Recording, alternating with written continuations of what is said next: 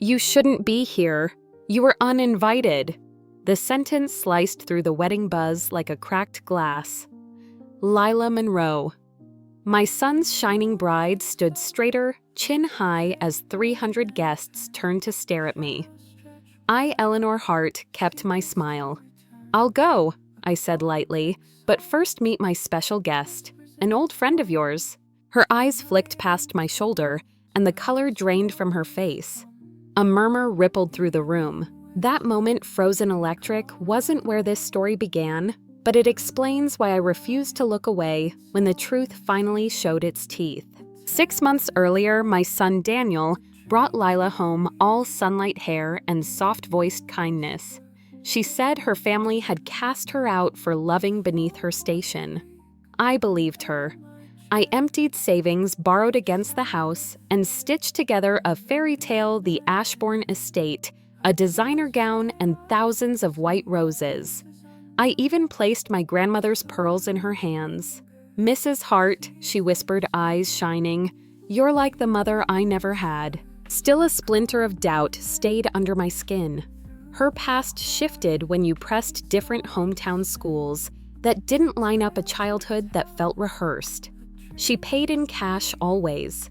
I'm old-fashioned. She'd laugh, tucking receipts out of sight. Daniel was happy in a way I hadn't seen since his father died, and I told myself happiness should be enough. It wasn't. The night the mask slipped, it did so with the casual cruelty of a passing remark. I dropped off favors at Daniel's apartment, let myself in with the spare key, and was halfway down the hall when I heard Lila's voice, low, sharpened, unfamiliar. I should have called out. Instead, I stood very still. Victor. I told you don't use this number, she hissed. A silence. The wedding's on schedule. Yes, after the vows, I'll have access. Another pause, then a little laugh, cool as ice. We agreed on 30. No, I'm not budging. My breath stalled. The next sentences came like barbs. The old lady's already given us over 40 grand. She'll probably hand over more for the house. This mark is worth at least 200, maybe more. He's hooked, completely. Mark, not son, not fiancé. A mark. The lights hummed. Somewhere outside, a siren wailed and faded. I felt the wallpaper at my back and counted my heartbeats until they stopped trying to jump out of my chest. Then I left quietly, carefully, as if sudden movement could shatter the thin glass between the life I thought we had and the one that was truly unfolding. In the car, my hands shook so hard I had to grip the wheel with both palms. The patterns settled into view. The cash, the costume jewelry stories of a childhood that changed with the weather, the urgent push for names on accounts for convenience. All of it had been there, a trail of bright flags I'd chosen not to see. I wiped my eyes, steadied my breath, and stared at my reflection in the rearview mirror. Grief gave way to something cleaner, colder. If Lila thought she could strip my son's life for parts, she had misread the family she targeted. I would not shout. I would not plead. I would learn, prepare, and when the time came, I would make sure Daniel saw what I had heard. That was the first crack. The rest would follow. The night I heard Lila's voice turn cold, I promised myself I wouldn't shout, plead, or warn.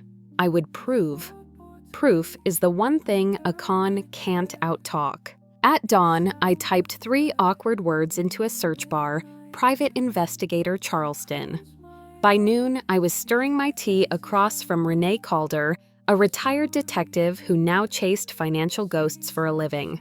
She listened without interruption how my son Daniel had brought home a woman named Lila Monroe, how the cash, the shifting backstory, and finally the phone call to Victor had stacked into a picture I could no longer excuse. This is a romance fraud with a marriage hook, Renee said at last. They map your hopes, then impersonate them. If she's sloppy enough to use the same voice line, we'll find the trail. I signed her retainer with hands that had steadied fevered foreheads and balanced household ledgers. Waiting was the hardest part, days spent pretending to arrange centerpieces while staring through the lie.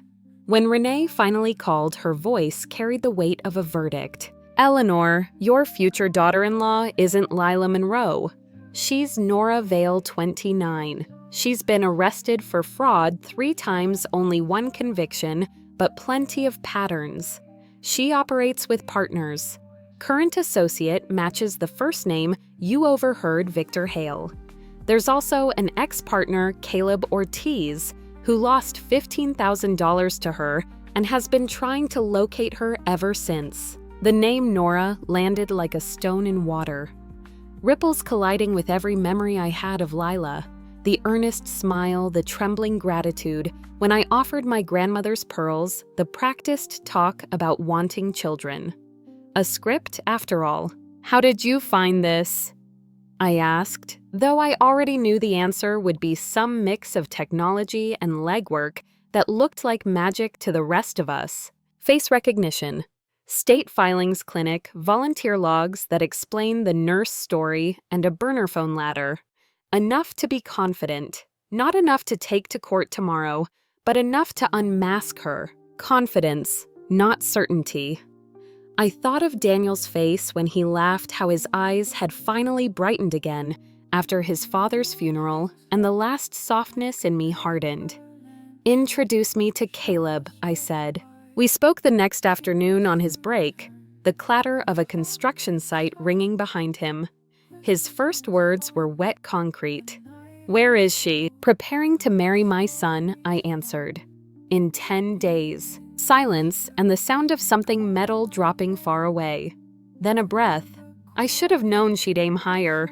"I don't want your money," I said.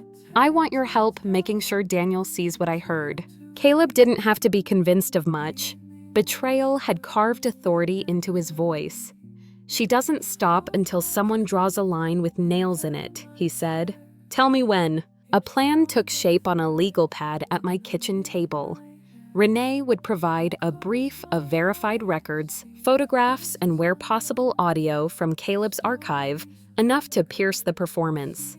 Caleb would drive in the morning of the ceremony and wait for a text. I would get inside without being noticed. After months of site visits to the Ashbourne estate, I knew a service gate near the garden path where a woman in a black dress could disappear. But a mask that has been polished for months doesn't fall easily. I needed pressure, something to loosen the seams. That meant money, the god each of Nora's stories served. 3 days before the wedding, I began making calls with the calm of a grandmother confirming details. The venue coordinator, the florist, the caterer, the photographer. Variations of the same line delivered with gentle pride. "We've had a wonderful reconciliation.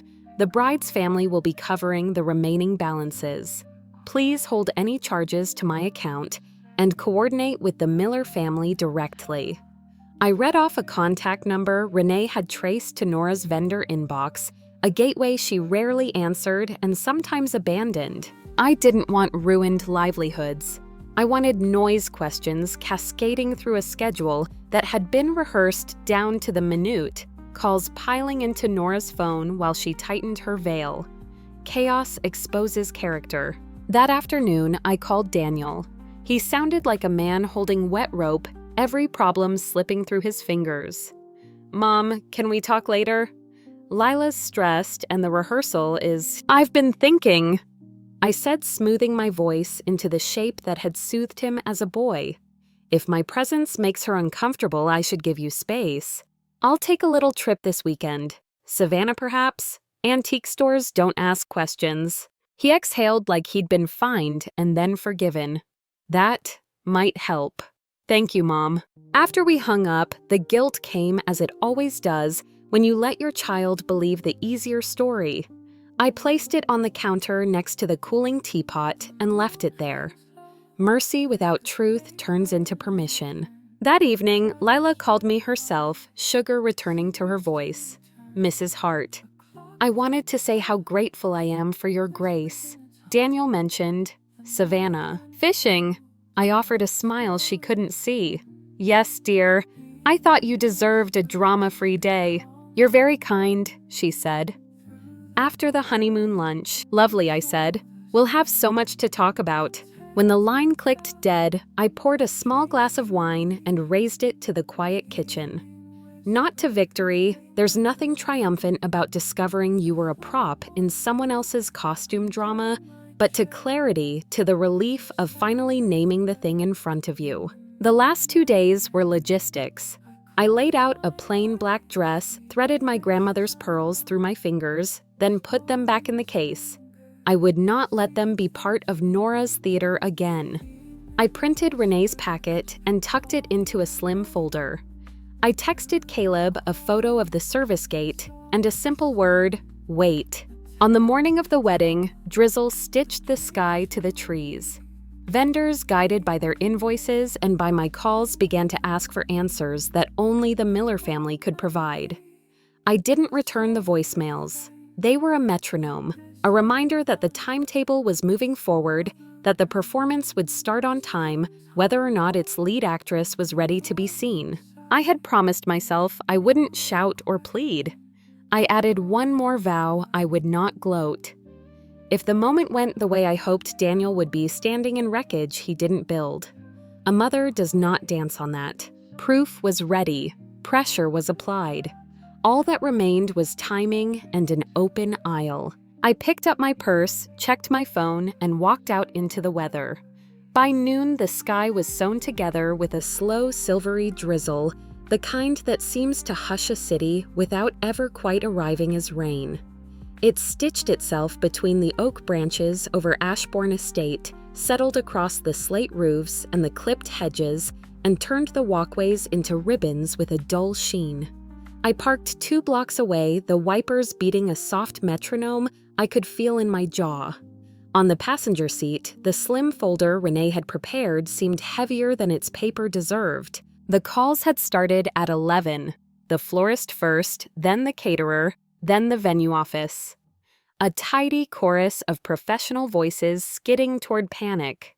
Ms. Hart, we're having trouble reaching the bride's family regarding the final balance. We were told to coordinate with the Millers, but the number goes straight to voicemail. I let each message find its place in the inbox unplayed. A plan needs friction to reveal the grain. One splinter at a time, the varnish would lift. I wore a black dress that could pass for anything errand funeral afternoon concert. No pearls. I had threaded them through my fingers 2 nights prior and then put them back in their velvet bed.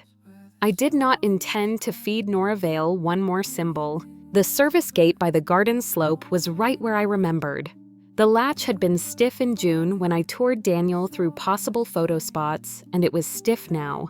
The kitchen entrance breathed out heat, a quick waft of yeast and coffee and roasted meat. Someone shouted 50 covers in 10, and someone else laughed the tight laugh of people who fix problems for a living. I moved as I had learned to at hospitals and schools, and once years ago at a courthouse, small, steady, unremarkable. Invisible is a skill. I slipped into the chapel's back corridor, found the column I'd marked weeks earlier, and became a shadow in a seam of marble. From there, the sanctuary opened itself like a book. The aisle, a pale runner, flanked by pews garlanded with white blooms, pulled the eye to the altar. 3 musicians tuned softly in the corner, cello humming violin testing, piano ghosting chords under their breath. A hush hovered expectant, punctured by the small coughs and hushed greetings of 300 people who had dressed themselves in celebration and now practiced it in advance with their voices. At the front, my son waited. If I'd allowed myself the single weakness of the afternoon, it was that I looked at Daniel too long. He stood with his hands laced in front of him, shoulders squared in a tuxedo. I'd helped him choose the fabric cuff, sitting just so at his wrist. He had his father's height and my father's mouth. When he smiled, the right corner lifted first. He was not smiling now. He was radiating.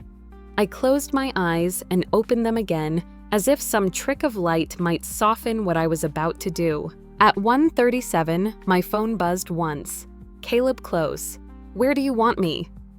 I sent the photograph of the service gate again and typed only, wait for my text. After the aisle opens, his reply came fast. Copy. The first wrinkle in the pattern arrived early. At 1:45, Daniel's phone lit on the groomsman's bench, a discreet flash he pretended not to see. The best man glanced, frowned, and slid it closer. Whispering, Daniel shook his head with that polite, apologetic half-smile men use in church when a baby cries.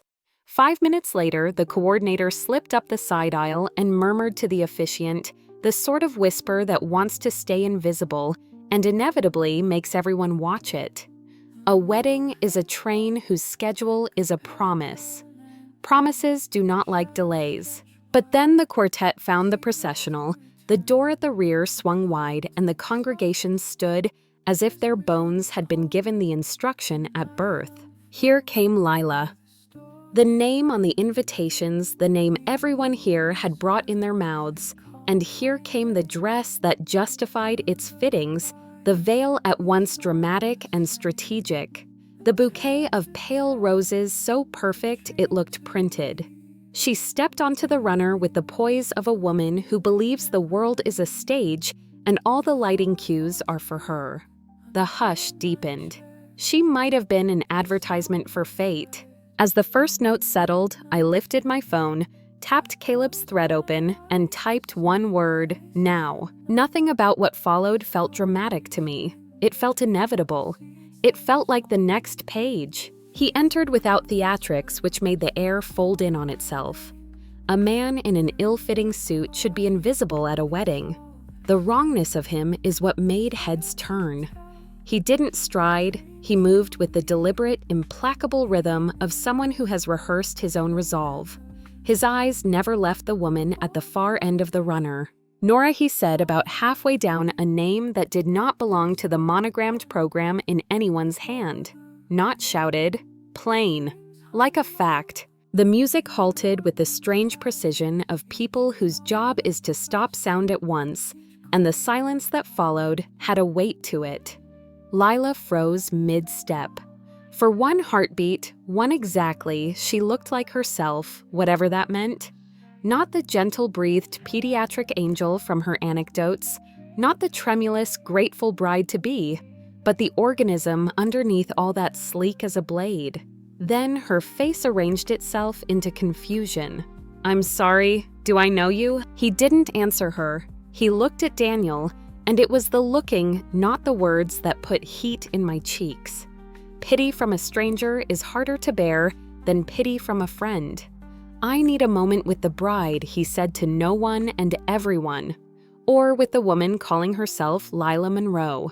A murmur moved through the pews, the human instinct to narrate a shock.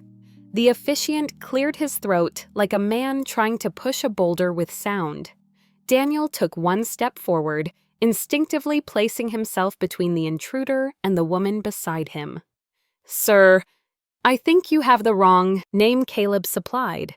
He was tired, I realized. Not in the way of sleep, but in the way of men who have plodded a long distance for the right to say something once without being contradicted.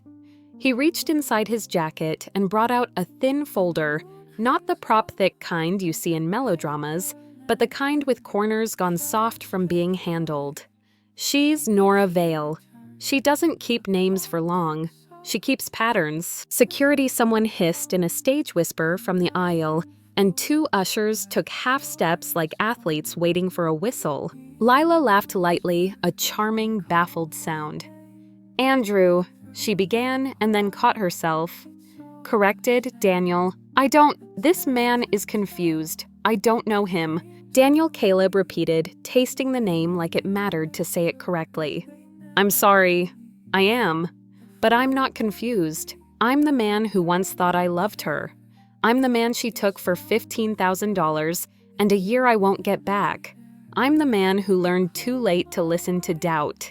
He set the folder on the first pew and fanned it open with a thumb. "And I've brought the cliff notes." The first photograph was elegant in its ugliness. Nora at a charity gala in Dallas, a sapphire dress and a donor badge, smiling as she guided an elderly couple toward a silent auction table. The caption Renee had printed small at the bottom told the part most eyes would miss how she'd installed herself as liaison for a pediatric ward fundraiser. extracted credit card numbers for pledges, and turned those cards into gift cards by the dozen. The second image caught her in a different version of herself, cropped from a security camera. A brunette at a boutique counter in Memphis, returning a gown with forged receipts while her partner distracted the floor manager with a sob story about a lost delivery. The third was the grainiest phone stills from a clinic office in Jacksonville, her hair tucked under a cap, collecting donations for equipment into a lockbox she later carried out under the fiction of sterilizing it. I had not seen these photos printed. Even knowing they were coming, I braced. Around me, the murmurs shifted in timbre from curiosity to something edged. Daniel looked first at the pictures, then at Lila, then at his hands. The orchestrated beauty of the afternoon developed a crack no florist could fill. "Stop," Lila said gently. Her voice had acquired breath it had not possessed 2 minutes earlier. "Please, I don't know why you're doing this. I can't imagine what you think you're proving, but this is a church, and we are—" She blinked fast as if touched by the idea of holiness. "We are trying to build a family today. If the word family is going to be on the stage," Caleb said, and he wasn't unkind. Which is what made the words land, then honesty should get a microphone. The officiant tried again. "Sir, I'm going to have to ask you to wait," Daniel said quietly without looking away from Lila. The hush shifted again. The officiant swallowed his protest. A groomsman shifted his weight and then stood very still. 300 bodies learned the shape of stillness in unison. She moved her gaze to my son, and the look she selected was a portrait-wounded dignity. Patient disbelief, the faintest tremor at the mouth. "Daniel," she said soft enough that people leaned forward. "You know me. We have been through everything together the last few months. This isn't whoever this is. He's obsessed. He's confused. He wants to ruin what we have because he can't let go." He had been in love for so short a time that the reflexes were still new. He reached for her hand automatically. She let him take it, and the gesture made a pretty picture. "What are you talking about?" he asked Caleb. "Do you have anything that ties any of this to her?" "Besides photos anyone could download, and a story," audio, Caleb said. "Do you prefer it blunt or chronological?" His thumbs moved on his screen. The sound that filled the chapel was imperfect. Phones are miserable court reporters, but the voice that rode over the static was clear enough to be unmistakable. It was Nora, not caught in a confession exactly, but relaxed in a way that didn't fit the curated versions of her I had been offered for months. She was amused. She was efficient. Same-o. After the vows access is automatic came the line flat and almost bored. A pause. A second voice we'd labeled as Victor said something muffled demanding. Nora again brightening. "No, we said 30, and I'm not haggling with you on a wedding week." There was a rustle, likely a purse zipper, the scrape of a chair. On the recording, she chuckled. "Don't be dramatic. The widow's already fronted 40. She'll do more for the house. People like to feel useful. And the son, look, he's perfect for this. Raised to be good. Raised to fix things. He's not seeing the seams. It's like a magic trick. Once you show them the dove, they forget the hand." I felt the sentence before I heard it, which is odd, and perhaps only a trick of memory. "He's not a fiancé," she said, and if the word had been Mark, I might have been able to prepare myself, but what she chose was worse because it was precise. "He's a bridge." The sanctuary, which had been a place for vowels and whispers, took on a metallic ring, the air itself hardening. Lila Nora took a single step backward. The bouquet trembled so slightly I might have imagined it. She held her posture. "Deepfakes are everywhere," she said, and it was to her credit in a grotesque way that she didn't wobble on the landing. Anyone with a computer can stitch a sentence. "Then tell us which sentence isn't yours," Caleb replied, not unkind. "Point to one word and say, 'I never speak like that.' I'll stand down." She opened her mouth, closed it, and then did what she has always done, better than anyone I've ever met. She borrowed an emotion that did not belong to her and wore it with conviction. She turned toward the congregation, to the cluster of aunts, to the families who had arrived expecting cake, to the men Daniel had played basketball with in college, to the woman from my book club who had brought an extra handkerchief in her purse just in case. "I am so sorry," she said, and the sorrow was good enough that if it had been audition tape, a director would have given her the role. "I don't know why this is happening. I don't know this man. I have done my best to be transparent and kind. I love Daniel. I love his mother. This is cruel." It was too much. She reached past the truth and grabbed a word she had no right to, and the pews seemed to recoil in a small shared flinch. Love does not use a chapel as a stage for pity. I felt the moment equal parts dread and relief when Daniel's shoulders altered their angle by a degree. He did not let go of her hand, but he tightened his grip as if to confirm it was real. His gaze found mine across the nave, which I had not planned, which I had tried to avoid. His mouth shaped the simplest possible question, "Mom." The second word was there too unformed. "Why?" I stepped out from behind the column because a mother cannot play statue forever. The movement drew eyes as surely as a shout would have. I kept my hands at my sides. "I didn't ask him to come," I said before she could find a way to put that lie in her mouth. "I asked him to be willing to show you what I already heard." I shifted my gaze to Caleb. "Thank you." Nora fixed on me as if the room had emptied of everyone but the two of us. It was almost a relief to be seen cleanly by her at last, without the filtered lens of performance. "This is what you wanted," she said softly, and I heard the edge under the softness. "A scene. You couldn't bear that he chose me, so you orchestrated a spectacle." "You're not that central to me," I said. It was truer than I expected it to be. "He is." There are words that cut and words that cauterize. Those cauterize if you hold them long enough. She pivoted again swiftly, the way you turn a key you've used for years. "Daniel, please. This is your mother. She thinks she's protecting you, but she can't stand the idea of you building a life that doesn't have her at the center. She'll do anything to stay needed, even this." If you had asked me 12 hours earlier what I feared most about the afternoon, I would have said, that argument, not hers, mine. The argument that lives in every family control, masquerading as concern, misread as control. I'd rehearsed answers in my head and thrown them away. None of them felt right because the truth is that love and fear live too close together in mothers to be cleanly sorted. I didn't get the chance to try. Caleb spoke before I could. "She didn't hire me," he said. "I volunteered." He looked at Nora, and there was a sadness there that I recognized the way former smokers recognize the smell of smoke.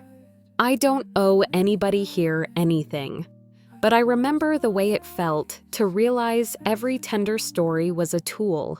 He lifted his chin toward Daniel. "You don't come back from that alone." On a different afternoon in a different church, the officiant might have said something pastoral, then might have tried to shepherd rage and shock into the old grooves of prayer. Instead, we had logistics. The coordinator had moved to the back, whispering fast into a headset. Two ushers stood by the side doors waiting for a cue that no one had prepared a script for. The quartet remained frozen bows, collected in mid-air as if a photo had been taken and never shaken into development. "Answer me one question," Daniel said finally, and the quiet almost rang. "Is your name Lila?" She didn't miss. She didn't flinch. She took the straightest line to the target she has always taken. "It is now," she said. "It's the name I'll sign with you. It's the name I'll carry when we have children.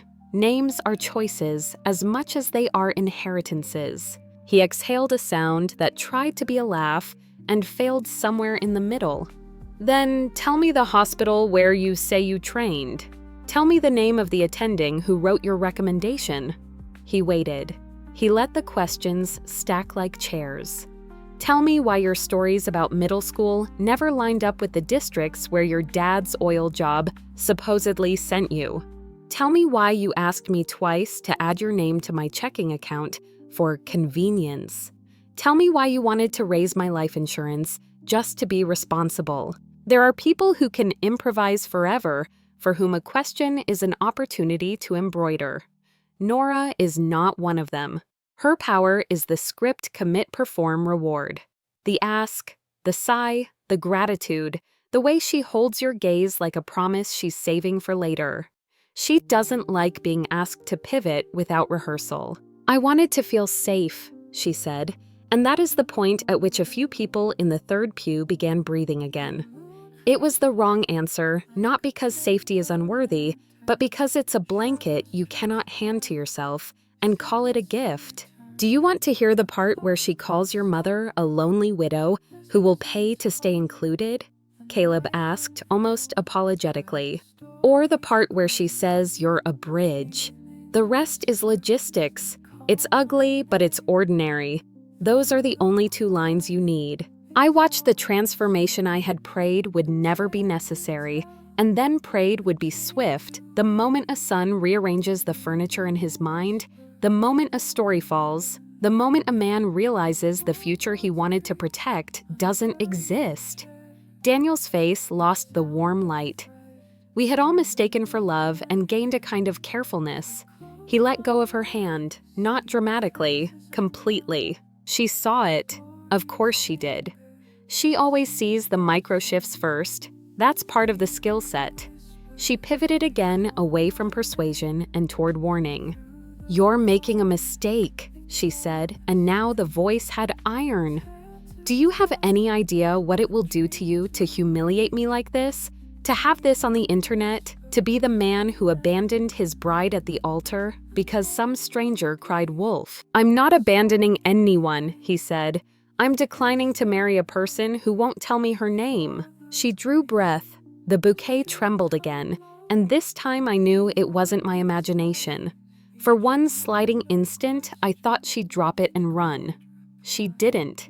She did something more astonishing. She tried again. People change, she said softly. She took one small step not toward him, but toward the myth. Maybe I wasn't perfect when we met. Maybe I overcorrected for the past by curating a better version of myself. Maybe I lied because I wanted to be worthy of you. She lowered her lashes and lifted them again. Can't you believe in a second chance? I am not immune to the engineering of that speech. Somewhere between contrition and aspiration lives the texture of every hope we have for those we love. Daniel had been my living proof of second chances twice already. Once when he survived the year after his father's death, with his gentleness intact, and again when he learned to laugh again without flinching at the sound of his own joy. If anyone could have believed her, it would have been him. But he had also learned something else in that year, how to hear a thing and let it be itself. He rubbed his thumb across his palm, a nervous tic from childhood he didn't know he still had, and shook his head. Second chances are for people who tell you the first story straight, he said quietly.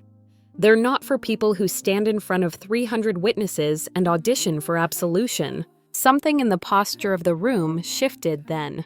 Not relief, not fury, something smaller and steadier, a readiness to move again. The officiant cleared his throat and blessedly did the thing only he could do. He drew a boundary. Friends. He said, voice gentle but firm, "We are going to take a brief recess. Please remain seated."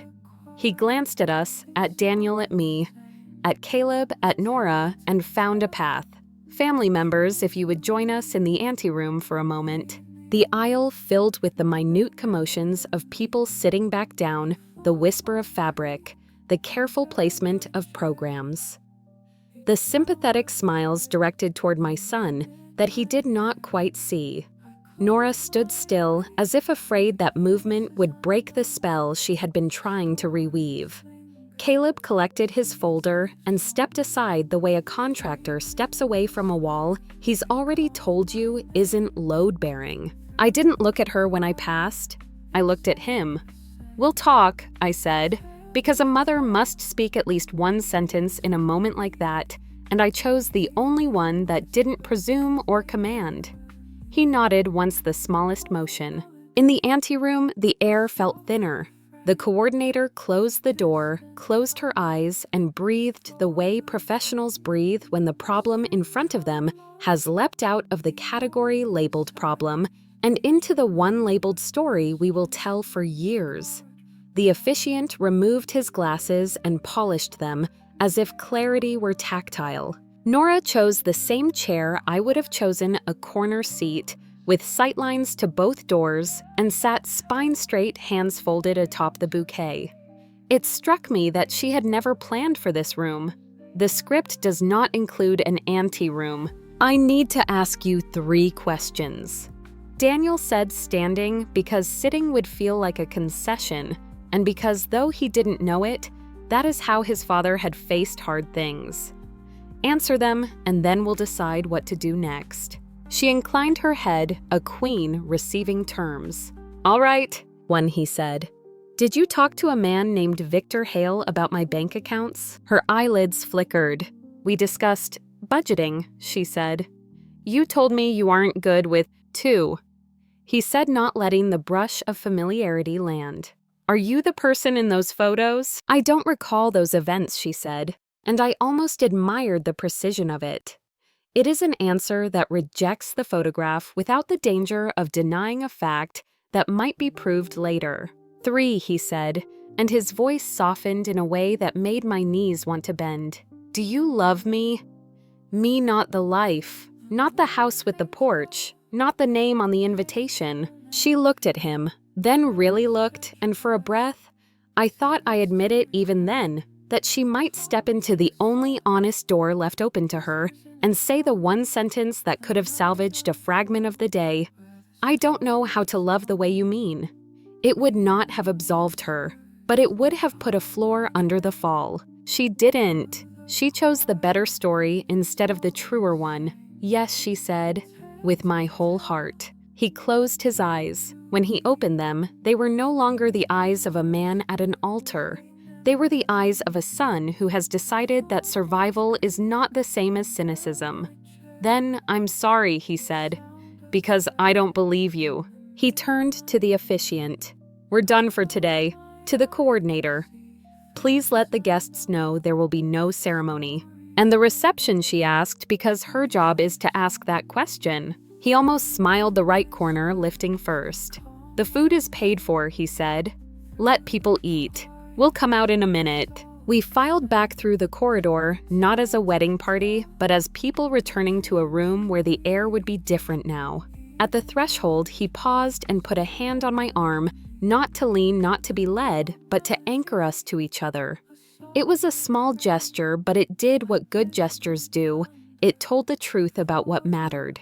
Behind us, Nora remained in the chair, the bouquet finally drooping, petals bruising where her fingers had tightened. She would move soon enough. People like her always do. But for a sliver of a moment, she was still, and in that stillness, I saw something I had not expected to see. Not regret exactly, not guilt, but a calculation interrupted. A machine idling without fuel. I didn't hate her.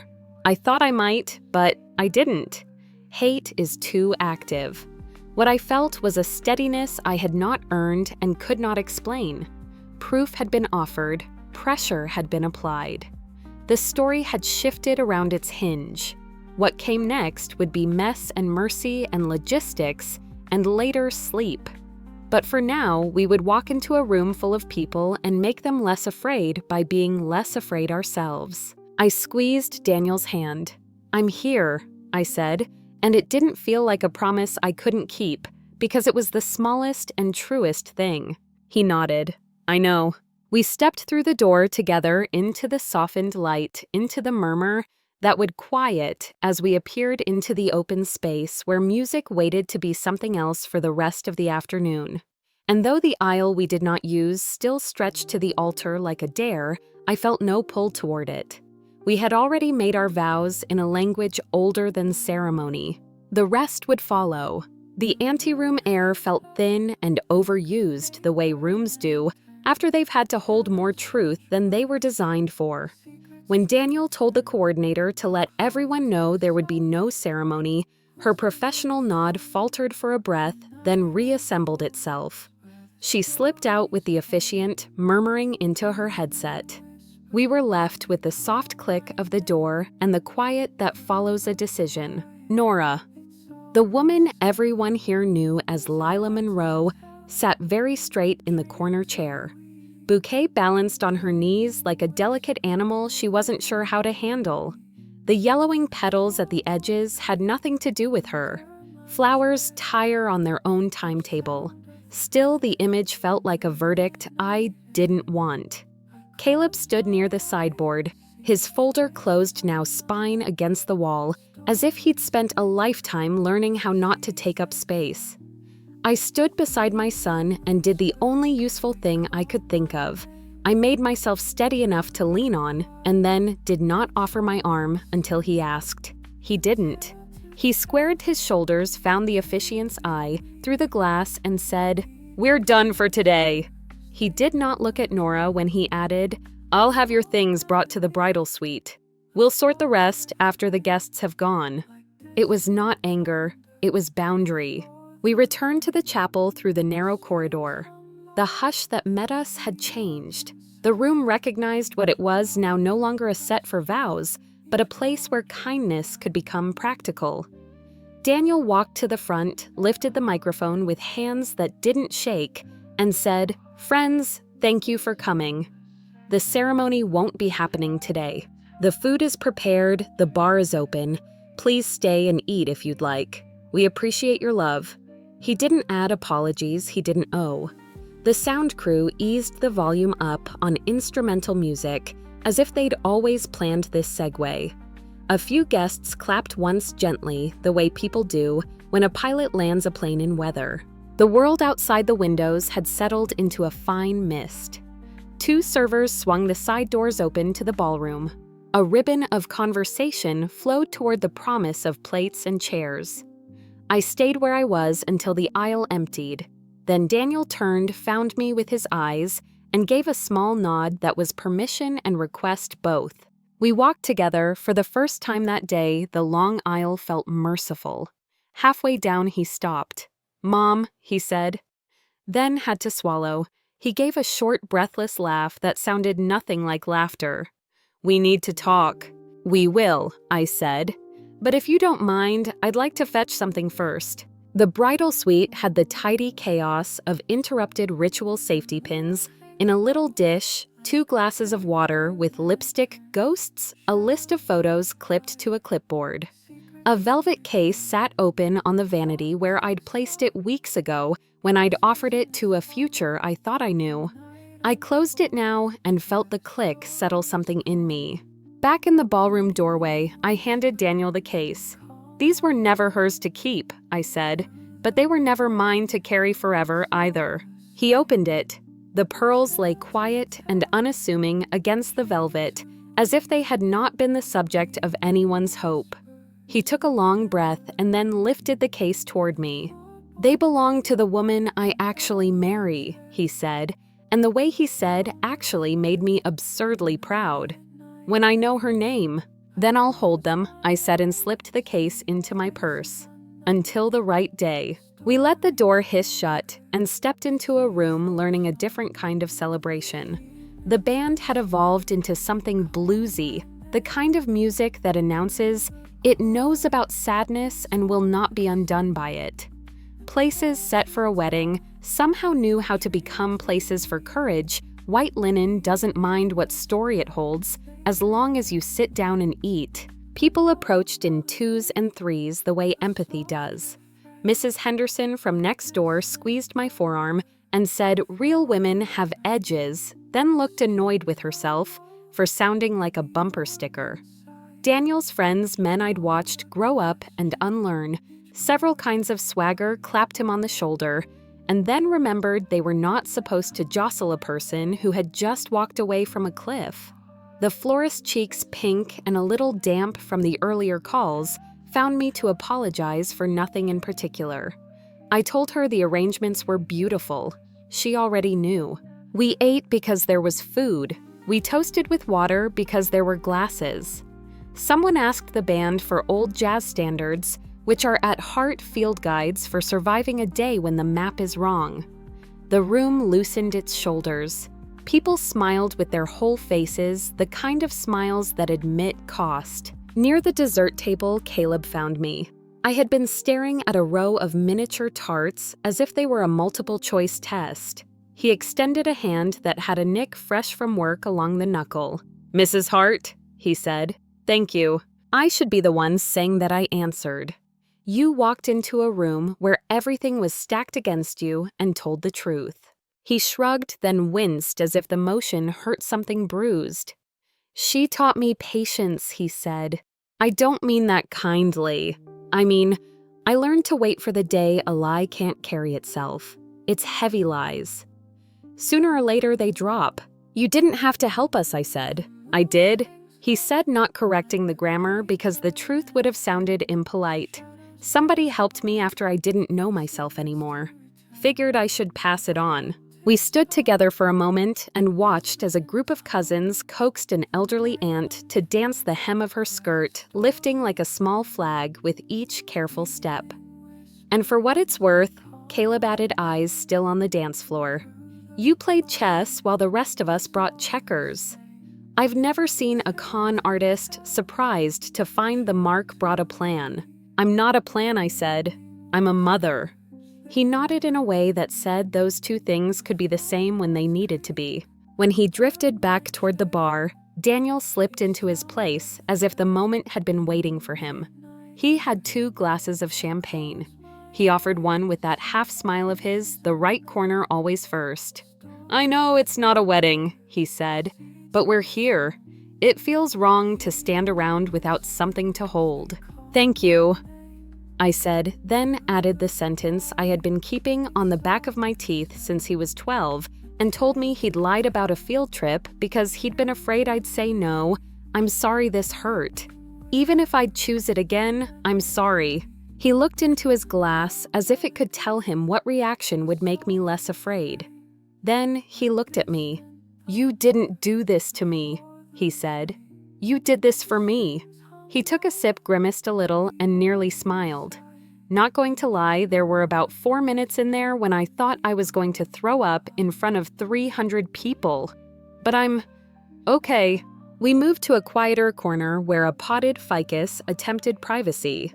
He set his glass on the ledge and rubbed his thumb across his palm. He had done that as a boy when he was working out a knot in a math problem. I hadn't seen it in years.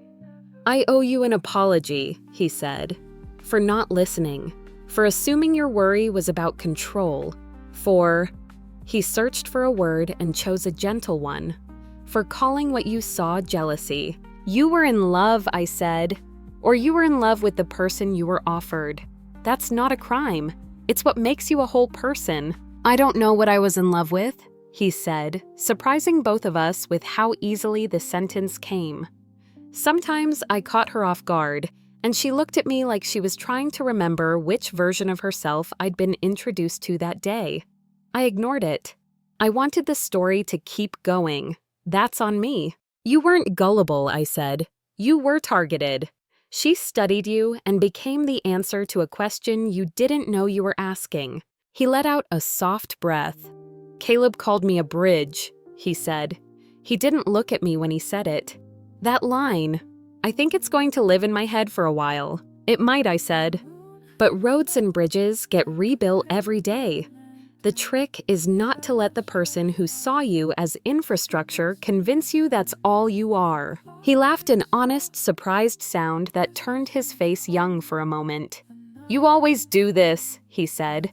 "Turn a metaphor into a piece of advice I can keep in a pocket." "It's a family skill," I said. "Goes with the pearls." He sobered. "About that, I should have seen it sooner. The money, the cash, the stories. I should have. No, I said more sharply than I meant to. You should have exactly what you had trust. That's not a flaw. That's a gift. Don't let someone who counterfeits it teach you that it's worthless. He looked at the dance floor again. The band had shifted into something sly and buoyant.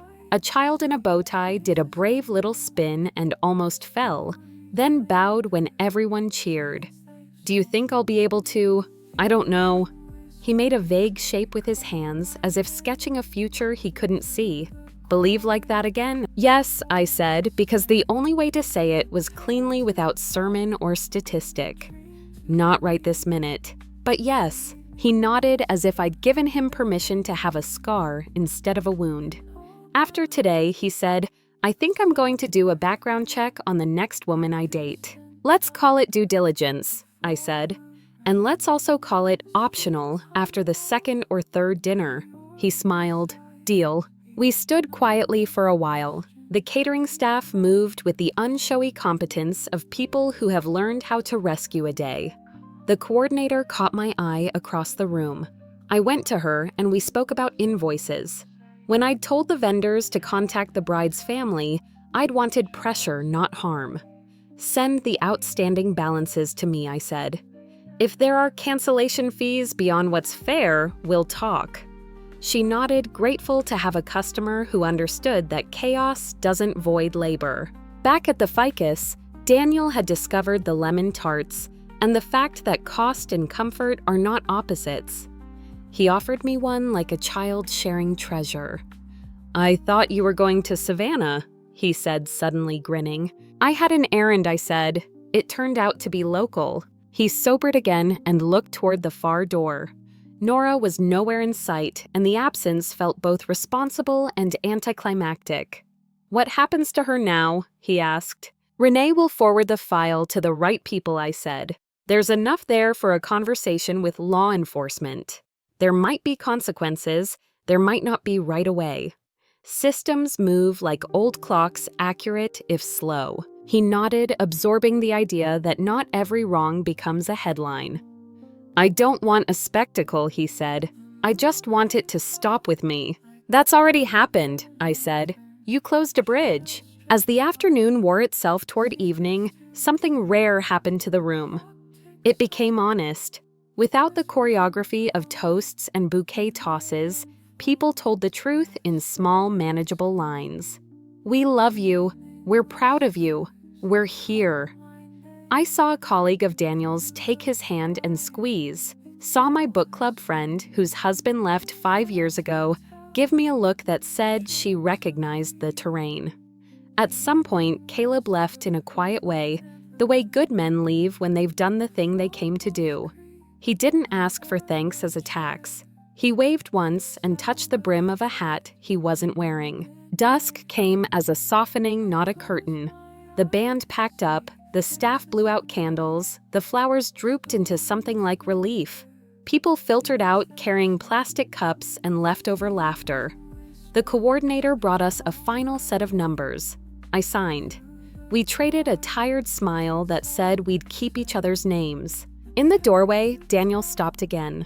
There is a particular fatigue that comes after a crisis, the kind that doesn't topple you because the body has decided to hold you upright a little longer.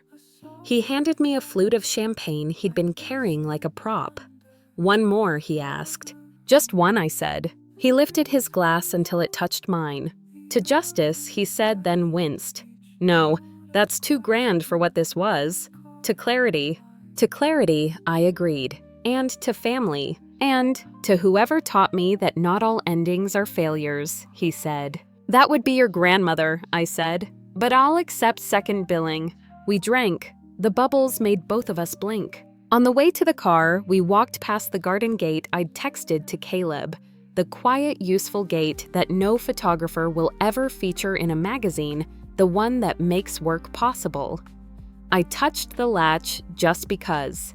It moved more easily than it had in June. Mom, Daniel said, stopping me under the mossed oaks, I love you.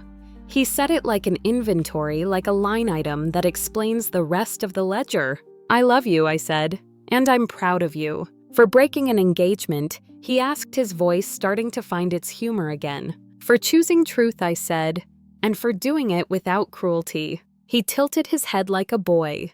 Do you think she ever loved me in her way? I think she loved a story in which you were a generous character, I said. That's not love the way you mean it, but it's also not nothing. It means you were kind enough to be useful. That's a dangerous compliment. Be kind anyway. He smiled small and real. Deal. At home, I put the pearl case back in the drawer where it belongs when it's between lives. I made tea.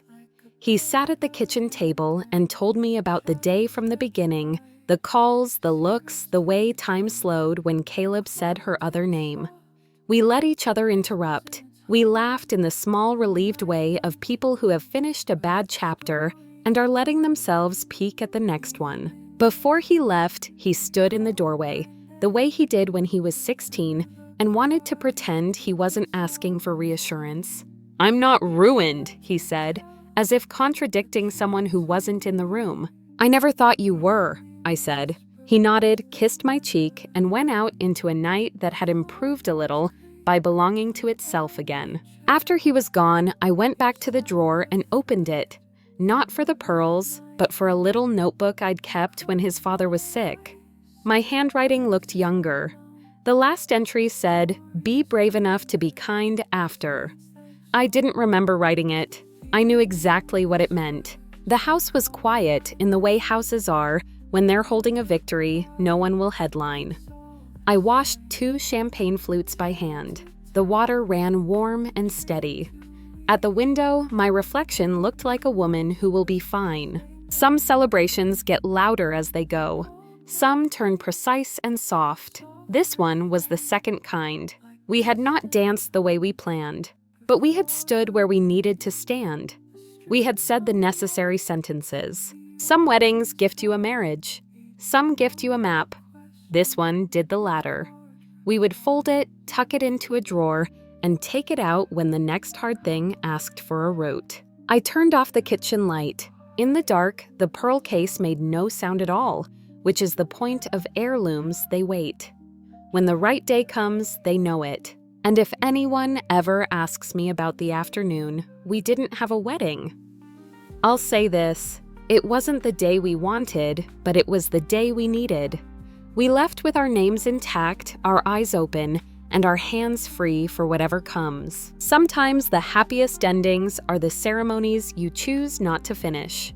Thank you so much for listening to today's story. If this story resonated with you or made you reflect, I'd love to hear your thoughts, so feel free to share them in the comments below. And don't forget to like, subscribe, and hit the notification bell so you won't miss the next story. I'll see you next time as we continue exploring more journeys and lessons together.